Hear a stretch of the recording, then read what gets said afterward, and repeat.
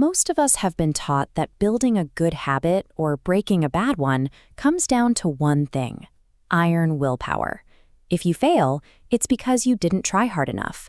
But the science of human behavior tells a different story. Relying on motivation to force yourself through a difficult task is often a recipe for failure. To understand why, we have to look at the work of behavioral scientist BJ Fogg. He is the founder and director of the Behavior Design Lab at Stanford University, where he has spent more than 20 years studying exactly how human psychology operates. Instead of just publishing papers, Fogg tests his theories in the real world. Since 2011, his lab has personally coached over 40,000 ordinary people using a specific and often surprising methodology. By the end of this video, you will see his exact master plan to rewire your brain for positive behaviors. It works not by demanding more effort, but by scaling actions down until they are almost impossible to fail. Believing that a lack of motivation is your main problem is a psychological trap. To untangle the bad behaviors in your life, you need a system designed for the way your brain actually functions. Have you ever noticed how your motivation spikes when you first set a goal, like deciding to eat healthy, but completely vanishes the moment you actually need to execute the habit? This chart shows the Fogg Behaviour Model, which explains why that drop-off happens.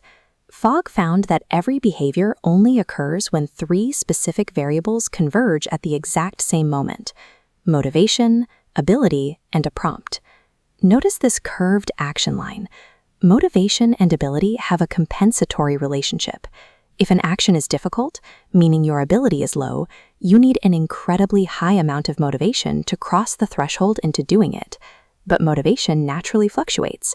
When it drops, your behavior falls below the line and the habit fails. Fogg compares our bad habits to giant, complicated knots in a rope. Take an office worker trying to quit an excessive coffee habit that's causing panic attacks. That addiction is tied to specific triggers, daily stress levels, and workplace routines. Most people try to pull the entire rope at once. They try to quit cold turkey using maximum willpower, fighting against their own cravings. This inevitably leads to slipping up and then punishing themselves with guilt. The solution is to ignore motivation entirely. Instead, shift your focus along the horizontal axis of the model. Make the required ability incredibly small. If you want to build a habit of flossing your teeth, don't commit to doing your whole mouth. Commit to flossing exactly one tooth. By engineering an action to be so small that it takes mere seconds, you bypass the brain's natural resistance. When a task is this simple, your level of motivation becomes irrelevant. Of course, even a 5-second habit won't happen if you forget to do it. The standard advice here is to set a random alarm on your phone or put a sticky note on your mirror. But those isolated reminders rarely work long-term. Human behaviors naturally travel in packs. We don't perform actions in total isolation, we execute sequences. To make a new habit stick, it must be tethered to an action you are already doing. Fogg formalized this into a system called the Tiny Habits Recipe. The formula is simple. After I do an existing thing, I will do the new tiny thing. It starts with the anchor moment. This is a solid existing routine in your daily life, like turning on the shower, brushing your teeth, or walking through your office door. This reliable behavior acts as your prompt. Then you attach your new, scaled-back tiny behavior directly to that anchor. For example, instead of relying on a random calendar notification to remind you to take care of your pet, you create a recipe. After I start the coffee maker in the morning, I will feed the dog. By piggybacking on actions you perform every single day, you turn your existing life into an automatic trigger. You don't have to build a new schedule from scratch. You've probably read online that if you repeat an action for 21 days, it automatically becomes a permanent habit. This is a common misconception. As adults, we are often quick to point out our own flaws when we mess up, but we rarely recognize our micro-successes. We focus only on our shortcomings as we trudge through our routines. In the Stanford lab, Fogg discovered that frequency and repetition do not wire behaviors into the human brain. Emotions do. To lock a habit in place, you need to manufacture a positive feeling immediately after completing the action. Fogg calls this technique celebration.